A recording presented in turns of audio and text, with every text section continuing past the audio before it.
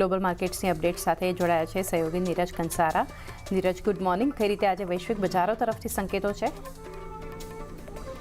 જી good morning ચાંદીને। આજના દિવસના સંકેતો થોડા આપણને નરમ તરફીના દેખાઈ રહ્યા છે। જો ગઈકાલે આપણને અમેરિકાના બજારોની અંદર એક નીચલા સ્તરેથી રિકવરી આવતી જોવા મળી હતી, જો કે તે છતાં પણ ડાઉ થોડો પોઝિટિવ બંધ થયો। નાસ્ડેક અને S&P 500ની અંદર આપણને એક લાલ નિશાનની અંદર કારોબાર જોવા મળ્યો, પરંતુ મહત્વની વાત હતી કે જે નીચલા સ્તરોથી આપણને ગઈકાલે રિકવરી આવતી દેખાઈ એ ઘણી જોરદાર હતી અને અમુક ટેકનોલોજી શેર્સની અંદર કે પરિણામોને પગલે જે આપણને સ્ટોક્સની અંદર તેજી આવતી જોવા મળી એને લઈને ગઈકાલે બજાર આપણને નીચલા સ્તરેથી રિકવર થતા દેખાયા હતા। વાત કરી લઈએ ડાઉ જોન્સની, તો ગઈકાલે લગભગ નીચલા સ્તરેથી 450 જેટલો પોઈન્ટ આપણને રિકવર થતો જોવા મળ્યો હતો અને દિવસના અંતે લગભગ આપણને 49,000ની આજુબાજુ બંધ થતો જોવા મળ્યો। S&P 500ની અંદર પણ 100 પોઈન્ટનો સુધારો આવ્યો। નાસ્ડેક પણ લગભગ 450 પોઈન્ટ જેટલો સુધારતો જોવા મળ્યો અને માઇક્રોસોફ્ટ 10% ઘટ્યો હતો। સામે મેટાની અંદર આપણને 11%નો વધારો જોવા મળ્યો। હવે માઇક્રોસોફ્ટની અંદર ઘટાડો હતો તે માર્ચ 2020 પછીનો સૌથી મોટો એક દિવસનો ઘટાડો આપણને જોવા મળ્યો ને એક જ દિવસમાં માર્કેટ કેપમાં લગભગ $350 બિલિયન આપણને ઘટાડો આવતો જોવા મળ્યો। હવે ખાસ કરીને અહીંયા જે માઇક્રોસોફ્ટની ગ્રોથ છે થોડીક ધીમી પડી ગઈ છે, એઆઈની અંદરથી આવક અંગે ચિંતા છે, એ બધાને લઈને ખાસ કરીને ગઈકાલે આ સ્ટોકની અંદર આપણને વેચવાલી આવતી જોવા મળી, પરંતુ મેટાના જે પરિણામો પરમ દિવસે આવ્યા હતા એનું ગઈકાલે બજારની અંદર આપણને રિએક્શન આવતું જોવા મળ્યું અને એને લઈને ખાસ કરીને આપણને તેજી જોવા મળી હતી। બીજી તરફ એપલના પણ મજબૂત પરિણામો આપણને ગઈકાલે આવતા દેખાયા કે જેની અંદર Q1 અને FY26માં આવક, EPS આ બંનેની અંદર આપણને અનુમાન કરતાં સારો આંકડો આવતો દેખાયો। આવકનું લગભગ $138.48 બિલિયન અનુમાન હતું, જેની સામે $143.76 બિલિયન પર રહી। EPSનું $2.67નું અનુમાન હતું, એની સામે $2.84 પર આપણને EPS રહેતા જોવા મળ્યા।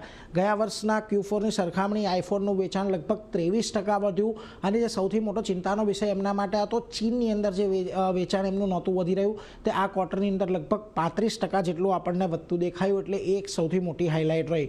હવે બીજી તરફ US ટ્રેડ ડેફિસિટના આંકડા પણ આવતા દેખાયા અને ટ્રેડ ડેફિસિટ વધી રહી છે। ભલે એવો ટેરિફ નાખીને ટ્રેડ ડેફિસિટ ઓછો કરવાનો પ્રયાસ ટ્રમ્પ સરકાર કર્યો હોય, પરંતુ નવેમ્બરમાં ટ્રેડ ડેફિસિટમાં ઉછાળો આવ્યો અને ટ્રેડ ડેફિસિટ વધીને $56.8 બિલિયન પર રહેતી જોવા મળી છે અને આ વર્ષે અત્યાર સુધીમાં ટોટલ $839.5 બિલિયન ટ્રેડ ડેફિસિટ પહોંચતી જોવા મળી છે, જે ખાસ કરીને અમેરિકા માટે પણ થોડો વધારે ચિંતાનો વિષય છે।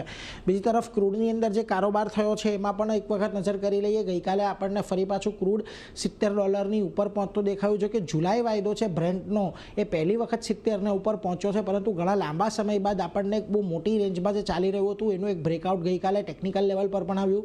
WTI પણ $65 ઉપર જોવા મળ્યું। બે વસ્તુ ખાસ અહીંયા મહત્વની છે, એક તો ટ્રમ્પ દ્વારા જે ઈરાનને સતત ધમકીઓ આપવામાં આવે છે એને લઈને ફરી એક વખત એ બંને વચ્ચે કોઈક તણાવ વધે અને ક્રૂડની સપ્લાય ચેઇન પર અસર થાય એ બીકે ખાસ કરીને ગઈકાલે એક ઉછાળો આવતો જોવા મળ્યો। અને બીજી તરફ ડોલર ઇન્ડેક્સ ખાસો એવો નબળો પડ્યો છે, જેને લઈને પણ એક થોડોક સપોર્ટ ક્રૂડને મળી રહ્યો એવું નિષ્ણાંતો માની રહ્યા છે। એટલે આ તો વૈશ્વિક બજારની વાતો થઈ, પરંતુ આ બધાની વચ્ચે આવે આજના દિવસે હવે આપણે એશિયાના બજારો પર, તો એશિયાના બજારોની અંદર આજે તમને જો થોડીક નરમાશ સાથેની શરૂઆત આપણને થતી જોવા મળી છે। નિક્કેઈ આજના દિવસે લગભગ 1% નીચે છે, તાઇવાનમાં તો 1.25%નો ઘટાડો છે।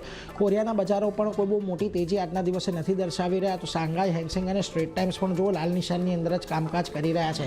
હવે ગઈકાલે આપણા બજારોની અંદર કેશ માર્કેટમાં એક નીચલા સ્તરેથી સારી રિકવરી આવતી જોવા મળી હતી। ઓલમોસ્ટ 4-5 દિવસની જે રેન્જ હતી એમાં 25,400ની ઉપર ગઈકાલે આપણને બંધ થતા દેખાયા હતા। ગિફ્ટ નિફ્ટી ફ્યુચર્સ જુઓ, ત્યાં પણ એક મોટો આપણને 25,536નો આંકડો દેખાડતો હતો, અત્યારે 25,384 પર ગિફ્ટ નિફ્ટી દર્શાવી રહ્યો છે, એટલે લગભગ 150 પોઈન્ટની ગેપડાઉનની સંકેત ખાસ કરીને આપણને ગિફ્ટ નિફ્ટી આપી રહ્યું છે એટલે થોડાક નરમ સંકેતો ઓવરઓલ આજે આપણને વૈશ્વિક બજારોથી ચાંદની મળી રહ્યા છે। જી।